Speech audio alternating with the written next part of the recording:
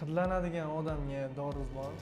Imенно og'iz hidlanishiga, tana hidlanishiga, soch terlaganda ham hid kelar ekan. Oyoqni hidiga chidab bo'lmaydi bir xil paytda. Eng xunuk narsa bu tuflining ichida krossovka hademay bu sezon keladi. Chunki hozir yozda bilinmaydi.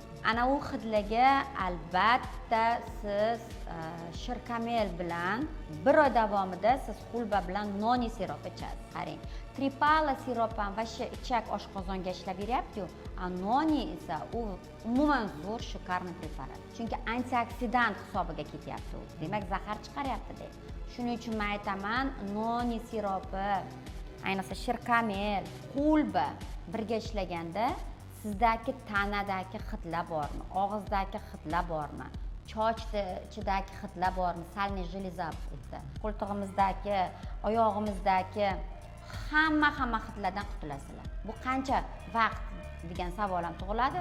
Bir oy iching, siz natijani ko'rgandan keyin ikkinchi kursda ham ichib qo'yaverasiz.